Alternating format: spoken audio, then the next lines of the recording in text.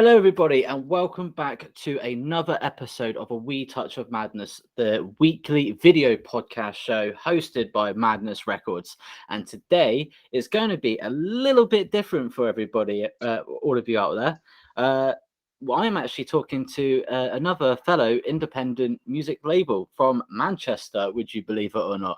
So let me introduce you to Scott from Horn and the Hoof Records. Did I pronounce that right?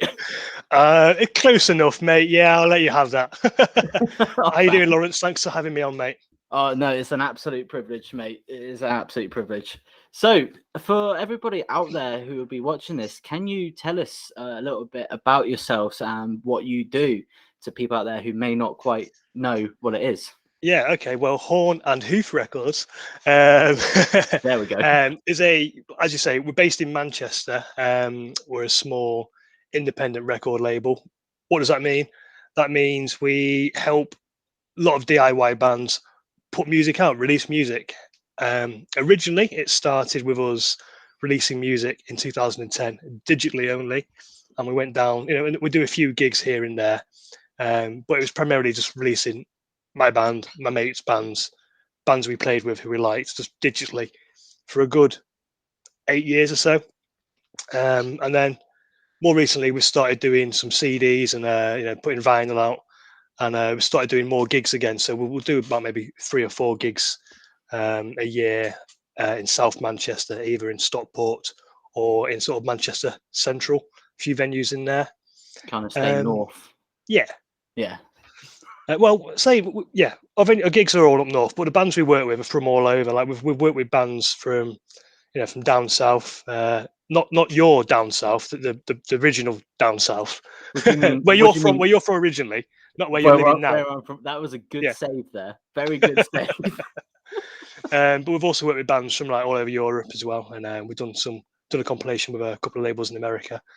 So we spread our wings far and wide, but we always try and sort of promote a sense of like unity and working with other bands and other labels and just trying to help the scene out as best we can, really.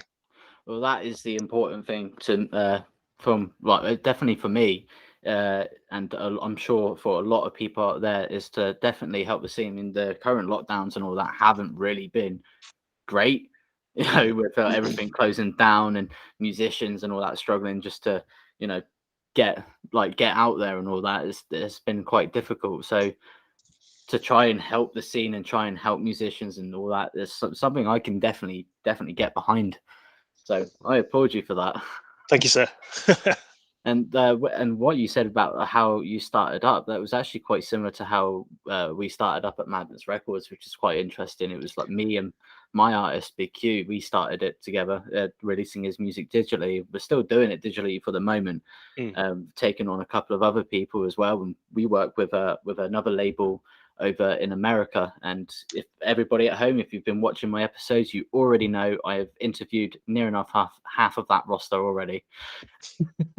I will have the other half soon. I will have the other half soon. I promise. I think that's the way a lot of these sort of DIY labels start out, isn't it? It's I mean that's the same story you hear with a lot of the American sort of punk labels. It's all they wanted to release their own music from their band. Nobody was listening to them, would give them a chance. So it's like, fuck it, why not? Let's do it ourselves. Yeah, exactly. Just do it ourselves. What's the worst that can happen? Maybe you can be out of pocket quite a lot of money sometimes, but hey. Yeah, but what's life without a risk? Exactly, mate. Exactly. So can you tell me about, obviously, because you mentioned that you were in a band and all that sort of stuff. So can you tell me about the influences that you had that kind of got you into music and put you on this route that you are now with your label and doing everything else? That's probably quite a long story, but I'll try and condense it as much as I can. Well, I have a limit of 45 minutes, so... Oh, okay. Well, we'll be fine then, yeah. Okay, so like I remember first sort of introduction to music that I remember is probably being in the back of my parents' car when I was a wee man.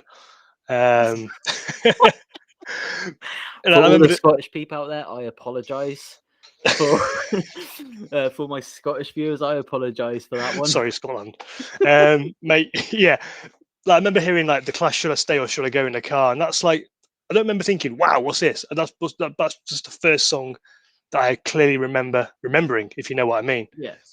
And then growing up in Manchester, obviously listening to Oasis is a big part of what we do. And if you don't listen to Oasis, then you're not a true Mancunian. So they were one of the first sort of bands I got into, along with at the same time sort of Nirvana, The Offspring, and Pantera, and bands like that. Yeah. And from there, it was a sort of progression. Really, went to college, met some new mates who were into sort of more skate punk things like NoFX, Bad Religion. Started going to gigs. I think my first gig was probably in '98, and that was a Green Day gig with a band called Caffeine at the Manchester Apollo, which was pretty fucking cool. Good first gig. I remember getting my first underage served beer there as well. So cheers to the staff at the Manchester Apollo. Oh wow. And Yeah. for my American viewers out there, when my guest here says gig, what he means is live Show. show. A live show for my American viewers out there. Thank you for being a translator for Scotland and America. That's all right. It's what we got to do, isn't it? Be Yeah. multilingual in a way. So yeah, so that's basically my journey. That's what got me into music that I'm into. And then the reason I started my first band was because I was looking for punk shows in Manchester. Yeah. Couldn't really find anything. I didn't know where to look. You know, if you don't know the underground scene, then how do you find it? So started a band with my mate, and then sort of got into it that way. And that was probably I don't know, yeah, 2010. So good 11, 12 years ago. That's definitely going back a good couple, and I can't profess that that I'm like a singer or an artist, even though I am. You know, my hat off to me. I am an amazing singer. I just won't do it. I want to give like other people an actual Yeah, fair shot. that's Because I'm very kind of you. yeah, I know I'm very modest like that. So, Scott, what is the one thing that you wish you had known at the start of your music career that you could have taken back then to what you know now? Well, first of all, music career is a very loose term to describe. Humor me. Yeah. Well, what? Ooh, one piece of advice. What did I wish I knew? I don't know. Probably that. There's a lot of good bands out there, so don't get hung up on one band, or if someone doesn't want to work with you, doesn't matter. There's plenty of other more bands out there. Just crack on, go and discover them, and don't be afraid to try. Just fucking do it. That is brilliant advice there, and I know I haven't said this yet, and I will. So I will say it now, and I will probably repeat myself on all my future episodes. But out of all the episodes so far, all the advice that all of the solo artists, all these bands, and now this guy with his own independent music label has all been saying, they've all been basically been saying the same thing: try. If you don't try, you don't know. Exactly. Yeah. And so I hope all of you musicians out there, if you're watching this, you're taking note. Yeah.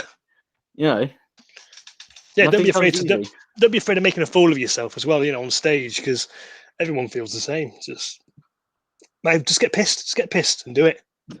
Oh wow, Unless you don't drink, then don't do that. you sound just like my second guest, Keith Barnes. There, that's exactly what he said as well.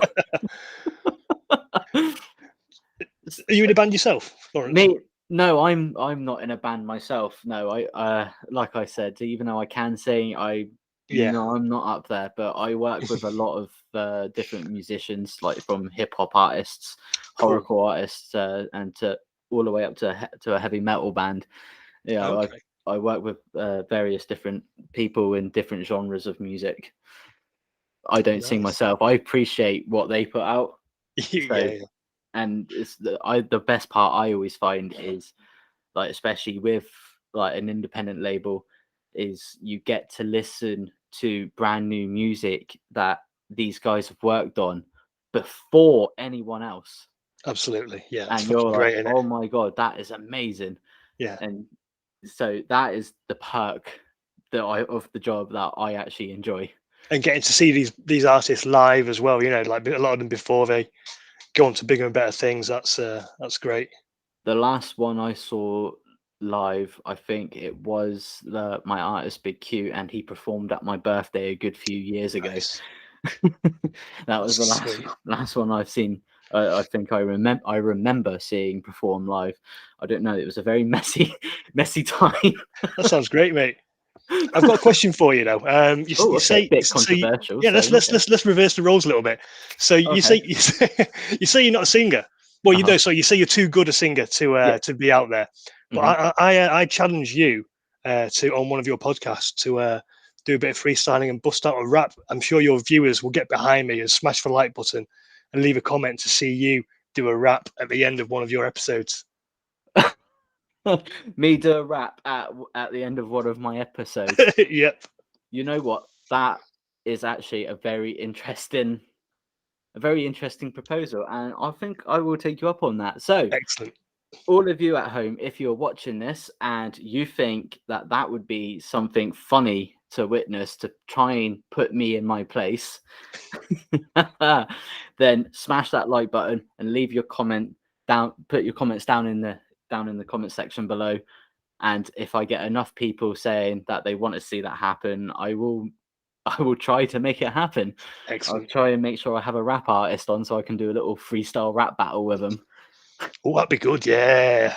Yeah, an actual lyricist versus some cocky guy such as myself. I'm looking forward to this next episode already, mate. I don't know. It'll be a good couple. I haven't got another rap artist coming on the show for a good few weeks, so it's gonna be a good couple of weeks yet. Gives you a bit of time to sort of get some ideas now. Oh, I already know what I'm gonna do and Oh, okay. what I'm gonna Sorry. rap about. I've already got it in my head. I know exactly what I'm gonna do. I'm The just rest of waiting for the right one to come onto the show, obviously. and then I will destroy their rap career. I have no doubt. You actually would surprise me and just be like blow my mind when I hear it, aren't you? Yeah, most likely. I'll probably sign myself to my label. So, where is it online that that people at home where they can check out all of your stuff and all of your act stuff? The first port of call will definitely have to be our website, which is https://www.hornandhoof.co.uk. We're also on Bandcamp. So Horn and Hoof, is it hornandhoof.bandcamp.com? I think that's the way it works, isn't it? It's not I don't Bandcamp. know. It's your site, mate. Shit, just go on Bandcamp and just search Horn and Hoof Records. Just go into Google, put Horn and Hoof Records, and you'll find us. We're on Facebook, Bandcamp, YouTube, Instagram, Twitter. We've got a podcast, not dissimilar to your own podcast, actually. So maybe we should, maybe I should get you onto mine and we'll sort of reverse these roles. You know what? I would actually very much enjoy that. It would be nice to be on the receiving end for a change. Always giving, never receiving.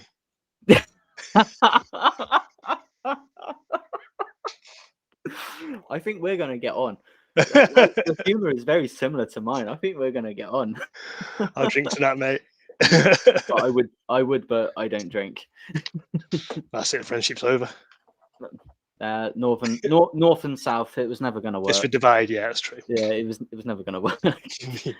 So if you didn't catch the website and all those other links, I will have all those links down in the description so you can check it out and check out all of the stuff that they've got going on. I had a little sneak peek and I was quite interested, especially some of the stuff that I saw there. So definitely peep them out if you've got like 5-10 minutes. If you're on the toilet at work or whatever, just having a little scroll through. That's the perfect place to check it out. It's always perfect place. I mean, get paid to poop. Fucking love it. So, Jesus, I've thrown you a bit now, haven't I? Yeah, you have a little bit. It's I'm not usually like I'm used to having like a lot of banter back and forth, but not like this. This is kind of like yeah. So, what is the one message out there that you would like to give people, like to aspiring artists, or even to a fan who may be just discovering someone's music? If you're a fan discovering someone's music, then I would say definitely check out the bands which bands or artists, whatever that individual band or artist play with, because they will most likely be their peers, they'll be their friends, and we'll all be on the same wavelength. And that's a great way to discover new music. I mean, I remember looking through CDs. Not many of these new kids will know what a CD is, right? But it used to Oh, be this little a disc. You CD? get it in a box, What's and you that? open it up, and there was all notes of like artists which they would thank. And I used to just read those and then go and check out all those artists. So always check out other artists that your favorite artists, like and represent. And if you're an aspiring artist yourself, just hook up with some mates in bands. And if there's no scene, just fucking start a scene. You and some other mates start a band and just start putting your own gigs on. Well, that's perfect. That is, and that is good advice for anyone, especially for like aspiring artists. If you think there isn't a scene for your music, go and find out. If you like to do your music and you like it, there will be people out there who will like your music. Just go out there and find them. 100%. And don't forget to interact with your fans as well. That's a little pet peeve of mine. Yeah. Yeah. Don't forget to do that. A lot of these people, they will talk to you. Don't insult them. Don't insult them unless they have like good banter. Oh, yeah. Right, now, Scott, we are now going to get down to the nitty-gritty part of this interview, where I'm going to ask you some very tough, difficult questions. Some of it will be a little bit controversial. Ooh. Most likely some of your answers will be quite controversial on some of these subject matters. So Okay, I'm ready. Are you sure you're ready? Because as I said to my last guest, there is no safe word. We will not stop. Hit me. Okay, I like it. Right, so my first super difficult question for you. What is the worst, most annoying catchphrase? The worst, most annoying catchphrase. Fan dabby dozo. Fan dabby dozo? Yeah. Oh, I guess. Do you like it? Well, it's a little bit different because usually I go fan dabby dozy. Well, whatever it is, it's that because it's fucking annoying. See, that's how annoying it is. I don't even know what it is. Okay. I shall try and endeavour to say it a little bit more then. Say it incorrectly, like me. Say it incorrectly, like you. Yeah, I could do. I could never forgive myself. Damn it. So, what is the most trouble that you have been in? Now, please remember, nothing super illegal. Try and keep it PG. Nothing criminal. I once ran through a field of wheat. No, what have the most trouble I've been in? Most legal trouble I've been in. Dude, what? I don't know. I mean, I'm a good boy. I don't do anything bad ever. Yeah, no, I'm a saint. Yeah, that's what I've got to say. Yeah. All right. All right. If you don't want to answer that question, I shall move on and then circle back to it. You're not avoiding that question. So, what are your thoughts on the music industry today? Ooh, what are my thoughts on the music industry? I mean, is it dying? I don't know. I think the underground music scene is alive and well. But the older sort of established music scene, well, I don't know. I mean, there's a lot of. I mean, for the past 15 years, there's been mainstream music. There's been a lot of shit coming out, hasn't there? Oh, fucking too right. Oh, didn't even mean to swear there, but yeah, yeah. You can There bleep it out; definitely it'd be has been. fine. But No, yeah, I I mean, don't bleep them out. oh, fair enough. But yeah, like I said, underground music is it's alive and kicking. I mean, I can only speak from the punk side of things. Manchester's got a great music scene. We've got Manchester Punk Festival. We've got 3 or 4 different local artists, not artists, labels that I can think of. Loads of different people putting gigs on, hundreds of bands. And I know London's exactly the same, and a lot of other cities are. So that's just the punk side of things. If you're into hip hop, I'm sure the hip hop scene's exactly the same, and the metal scene's all thriving. So underground new music scene is, I think it's more alive than it probably has ever been. Yeah, well, the music scene that I mostly identify with is country rap, and unfortunately, that's not a thing over here in the UK. Country rap. Yeah, yeah, seriously. Okay, and you need to show me some of this. Show you. Well, I can send you some links in. Absolutely. I'll send you some links later. But some of the big names in the country rap scene, you've got like the Lax and the Moonshine Bandits, Great uh, names. and Denham Jones, Bubba Sparks. You know, Bubba Sparks rings a bell. yeah, he's been doing it for years. He was like one of the originals for country rap. Sweet. That sounds great. Yeah, but that's the music scene that I like the most. Is that thriving in the south of Scotland? Country rap. No, when you say thriving, it's mostly just my household, and Got to yeah, start somewhere. got to start somewhere. Mostly in my household through my headphones, so I don't annoy anyone else with my music. Boo. So, if there was anything about the music industry that you had the power to change, what would it be and why? I would, first of all, I would get rid of that fucking show that Simon Cowell does. What's it called? American Idol, X Factor, All of them. Britain's I'd Got just Talent. erase him from the whole of Please history. come on the show if you actually have no talent but want to be humiliated. Yeah, Yeah, that'd go, and all the yeah. artists which have spawned from that would go. And I the don't fact I don't know. Does anybody even remember any of the artists that came from there? I don't couldn't name one. But I think, I mean, I guess the lobbying by the big labels to record companies and no, sorry, to radio stations. Mm, I think it's very hard for a lot of smaller bands and labels to get their music uh, on the established, radio channels. There's a lot of smaller radio stations and sort of podcast streaming services which will play this kind of music. But it'd be nice to hear more of these local bands on bigger radios. I mean, John Peel was an absolute legend. The sort of mm, music that he did, and what was it, Mike Davies on the Lock Up show a few years ago. That was on Radio One, like midnight sort of thing. That was cool. So you mm. need more DJs like that who are just going to not be afraid to discover new bands and play them. To actually play new music instead of Yeah, the same tripe and to go out over and and over seek and it as over well, again. and not just wait for whoever provides them with their music to sort of push it towards them.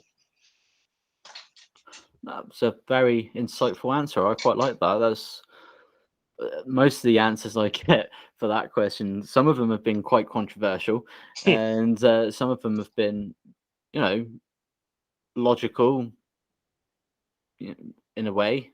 So it was nice getting a I'm good. different sort of Yeah. answer to it. So how do you feel that the internet has impacted the music industry then? Oh, it's totally changed it, hasn't it? Anybody can put the music out there now. You can sit there with a laptop and no musical talent and just fucking record something and put it on the internet, and everyone can hear it, hear how awful you sound. Well, I know what you mean. I can't do anything, and I thought it was a good idea to do my podcasts. Yeah, So- this is what I'm talking about. I just thought, why not? I'll give it a shot. Upload. Let's do this. And fucking more power to you for doing it, man. But it's also it helps, loads of artists, hasn't it? It's so much easier now for people to get music heard than it ever was before. Like if you were, back in the 90s, early 2000, you'd be relying on radio stations and just playing gigs, and no one's going to hear your fucking music. At least now, you can get it on Spotify yourself, and everyone all around the world has a chance to listen to it.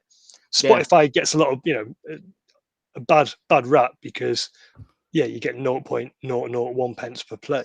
But that's a on the bit other more than hand, that. It's 0.0000001. oh, is it? All right, my Yeah, mistake. Thank you for correcting me. it's okay. But on I've the done my plus side, research recently. yeah, well, it's when we get our money for our artists on Spotify, it is always a bit sad to see how many plays they got, and then the little cash figure at the end. It's a bit disappointing, but you're getting paid for it at the end of the day, and the music's been listened to all over the world, which was practically impossible before the internet. Yeah. Well, it was impossible, wasn't it? Well, yeah, exactly. And yeah, it might show, like, obviously they're obviously getting views and but people listening to their music around the world, and that kind of gives a bit of incentive to go, oh well, if people from this country enjoy my Yeah, music, then maybe if I keep going, I might reach more of a fan base there, and it kind of gives them that that feeling. Well, people actually appreciate what I do. yeah. So And I don't know about you, but it's always nice to have. It's a bit more special when someone from another country sort of comments and says, I really like what you're doing. It's like, yeah, fuck off, locals. We want. Nah, joking. We love yeah, our domestic fans as well as our overseas fans. that was a very, very good save there. Thank you. I'm used to doing this. Right, I've only got maybe 2 more questions for you, and then I think I can let you go. Okay. All right, so my first question. Now, this one, every time I ask this question near the end, some of the answers have been getting weirder and weirder with each episode. Mm. So I am actually getting quite scared of asking this one. I think I might retire this question soon. So, Maybe after this episode. maybe depending on your answer, I might have to retire it. So here we go. Do you sing in the shower? And if you do, what do you sing?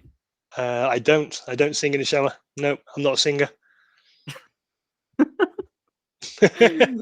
Right, okay, that wasn't as weird as I thought it was going to be. So I guess I I'm hum in the keeping that shower question. Yeah, occasionally, but yeah, I don't yeah, really hum sing. in the shower. Oh, okay. Yeah. You hum in the shower. Okay, right. You're going to retire it now? No, I think I've got 2 more in me. Yeah. Okay. Good. Yeah, I think I've got 2 more in me. So have you enjoyed doing this with me today? I've loved it, mate. It's been a blast. Yeah, it's been quite fun, hasn't it? Yeah, it has. Yeah, I've had a lot of fun. Thanks for having me again. And like you say, I think we are. I think we're going to be new best friends. I think we are. Would you like to come back on the show at any point in the future? I'd love to, mate. Yeah, absolutely. If you can think Yeah. of more awkward questions to ask me, that'd be brilliant. Well, that's not. If you do come back on the show, that is not my job. It's going to be the viewer's job. Oh, Oh, interesting. so you heard it all here first, everybody. He says he wants to come back on. Now, you know the rules. It is the exact same rules for every single guest. The most weirdest, the most messed up, the most fucked up question you can think of. I want to hear it. Put it down in the question, Oh down no. in the comments. Next time we get Scott on, we'll ask him your questions. Try and make him feel a little bit uncomfortable. I'll look forward to that. I'm going to get smashed before that interview. You're going to get smashed before. Fair enough. I wouldn't blame you, to be honest. So in the meantime, I hope everybody has enjoyed this episode with me today. It's been a little bit different. I know usually I talk to a new musical guest every week, but I thought I'd change it up this week for everybody at home. Do a little change it up a little bit. See, so let me know what you think. If you like more interviews like this, as well as my regular interviewing various different artists as well, I want to hear your opinion. So put it down in the comments. I will respond to every comment down there. And if you haven't already peeped out Horn and the Hoof, did I get that right? Yeah, spot on. There we go. Horn and the Hoof Records. I will have the links to all their socials down in the description so you can check them out. And if you want to be on the show, on the next show in the near future, just send me an email at info@madnessrecords.co.uk or submissions@madnessrecords.co.uk with the header podcast submissions, and I will get you on the show. Or I will have the links to my socials down in the description as well. Give me a message on that. I'm a pretty cool guy to talk to, I think. So send me a Cool, message. Oh, stop it. If I had a shave, you'd see me blush, mate. So give me a message. And if you've got something that you want to promote that's coming out soon, let me know. I will get you on and we can promote the hell out of it. That's what we're here for. So I hope you enjoyed it, and I will see you all on the next episode. Catch you later.